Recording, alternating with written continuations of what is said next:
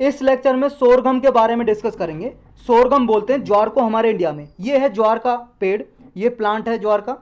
ये कौन सी फसल है? देखो ये खरीफ की फसल है, यानी कि जो मानसून सीजन आता है जून से लेकर सितंबर में, इस रीजन में, मतलब जो ड्राई रीजन रहते हैं उन रीजन में ये बोया जाता है, उगाया जाता है। सोरगम का जो प्लांट है ये खेती की जाती है, क्रॉप कल्टीवेशन। और इस तरह का इसमें देखो फूड होता है, निकलता है।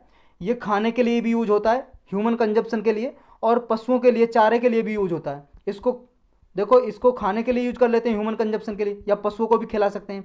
और जो ये बच जाता है इसका, ये प्लांट, ये चारे के लिए यूज कर सकते हैं, यानी कि फॉडर, जो एनिमल के फॉडर के लिए, चारे के लिए।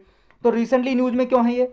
रिसेंटली न्यूज़ में इसलिए है, ऑस्ट्रेलिया की एक यूनिवर्सिटी है, यूनिवर्सिटी ऑफ क्वींसलैंड, उसने एक रिसर्च की है, रिपोर्ट जारी की है उसने।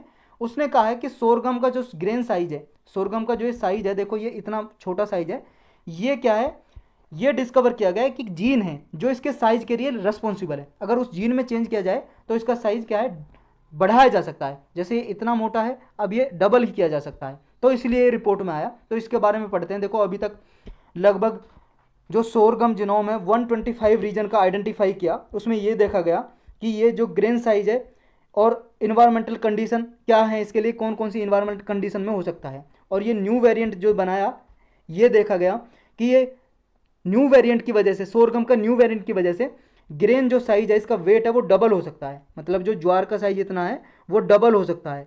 अब इससे फ़ायदा क्या होगा, सिग्निफिकेंस क्या होगा? जब देखो ग्रेन साइज बिगर हो जाएगा तो इसकी यूसेज वैल्यू बढ़ जाएगी। लार्ज एंड ग्रेन होगा तो ह्यूमन को और एनिमल को पचाने में ज़्यादा सहायता मिलेगी, यानी कि डाइजेस्टिबल होगा, ये आसानी से पचाया जा सकता है, डाइजेस्ट किया जा सकता है। इसकी प्रोसेसिंग एफिशिएंसी इंप्रूव हो जाएगी।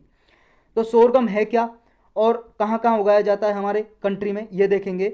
सोरगम एक वर्सेटाइल ग्रेन क्रॉप है जो ह्यूमन कंजप्शन के लिए भी यूज हो सकती है, यानी कि जैसे गेहूं की रोटी बनाई जाती है, ऐसे जौ की रोटियां बनाई जा सकती हैं। फॉडर के लिए यूज होता है, यानी कि चारा, पशुओं का चारा खिलाने के लिए, या बायो एनर्जी जनरेशन के लिए। बायो एनर्जी मतलब फ्यूल के लिए, यानी कि जो पेट्रोल डीजल वगैरह है ये बनाने के लिए यूज हो सकता है इसका।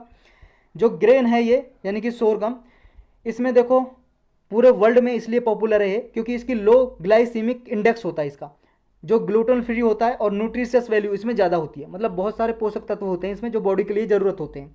जो ग्लाइसेमिक इंडेक्स अगर जितनी लो होती है तो बॉडी में भी देखो ब्लड ग्लूकोज वो क्या है, कम लेवल होता है उसका, कम राइज करता है इसके कंजम्पशन के बाद। इंडिया में इसको ज्वार बोलते हैं, और one of the most important food और फॉडर क्रॉप है इंडिया में। मतलब पशुओं के चारे के लिए भी उगाई जाती है ये, और खाने के लिए भी उगाई जाती है। इसको ज्वार को देखो 1969 से हमारे इंडिया में all India coordinated research project में इसको दिया हुआ है। इस पर रिसर्च चलती रहती है कि इसकी जो प्रोडक्टिविटी है और कैसे इंक्रीज की जाए। जो सोरगम है वेरी हार्डी ये प्लांट है। हार्डी का मतलब ये है, ये ज़्यादा टेम्परेचर में भी विदस्टैंड, यानी कि खड़ा रह सकता है, उस ज़्यादा टेम्परेचर को झेल सकता है, और ड्रॉट कंडीशन को भी, जहाँ पे कम बारिश होती हो, सूखा रहती हो, ड्राई कंडीशन में उग सकता है प्लांट ज़्यादा टेम्परेचर में। देखो ये सेमी एरिड रीजन में उगाया जा सकता है जहाँ पे कम बारिश हो, यानी कि मिनिमम एनुअल जो प्रेसिपिटेशन है 350 से लेके 400 mm तक प्रेसिपिटेशन होती है। प्रेसिपिटेशन का मतलब रेनफॉल, बारिश, जहाँ पे इतने के बीच में होती है वहाँ पे उगाया जा सकता है। और देखो जहाँ पे ज़्यादा टेम्परेचर है और ज़्यादा ड्राई रीजन है, कम बारिश होती है, जहाँ पे मेज जो मक्का उगाई जा सकती है वहाँ पे ये भी उगाया जा सकता है, ज्वार भी। ये 400 से लेके 1000 mm के बीच में जहाँ पर एनुअल रेनफॉल होती है वहाँ पे उगाया जा सकता है ये। और देखो डिफरेंट डिफरेंट सॉइल में कैसी भी मिट्टी हो उगाया जा सकता है, मीडियम से लेकर डीप ब्लैक सॉइल तक ये उगाया जा सकता है, किसी भी मिट्टी में लगभग उगाया जा सकता है ये। जो स्टेट है हमारे इंडिया में, कौन कौन से स्टेट हैं जो हाईएस्ट स्टेट प्रोड्यूसिंग ज्वार प्रोड्यूसिंग स्टेट हैं, वो कौन कौन से हैं?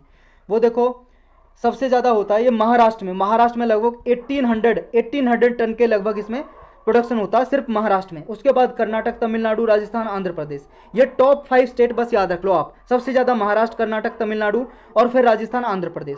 और देखो डिफरेंट डिफरेंट स्टेट्स में थोड़ा बहुत उगाया जाता है, जैसे और भी उत्तर प्रदेश, मध्य प्रदेश, तेलंगाना, गुजरात, हरियाणा, छत्तीसगढ़, उड़ीसा, दिल्ली, झारखंड, त्रिपुरा, और भी बिहार, नागालैंड, केरल, वेस्ट बंगाल, तो इनमें भी उगाया जाता है। लेकिन टॉप 5 स्टेट बस याद रखो आप।